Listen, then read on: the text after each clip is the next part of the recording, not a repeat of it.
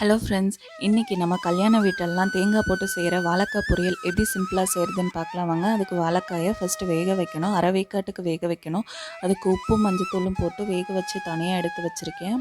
அடுத்ததாக ஒரு கடாயில் கொஞ்சமாக எண்ணெய் கடுகு சேர்த்து தாளிச்சிக்கிறேன். கடுகு பொரிஞ்சதும் கொஞ்சமாக வெங்காயம், கருவேப்பிலை,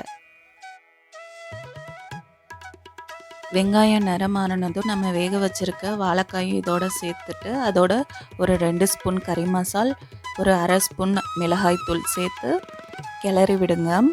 இது அரைப்பதம் நம்ம ஏற்கனவே வேக வச்சுருக்கோம், அதனால் ரொம்ப நேரம் வேகணும்னு அவசியம் இல்லை.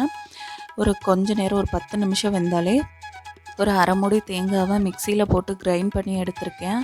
அதை எல்லாத்தையும் சேர்த்து ஒன்றா மிக்ஸ் பண்ணிக்கிறேன்.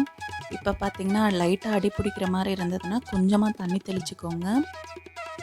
உப்பு நான் வாழைக்காயிலே ஸ்டார்டிங்லேயே போட்டதுனால வேக வைக்கிறப்போ நான் சேர்த்துக்கல. இப்போ உப்பு பார்த்துட்டு இப்போ கொஞ்சம் கம்மியாக இருக்கிறதுனால சேர்த்துக்கிறேன்.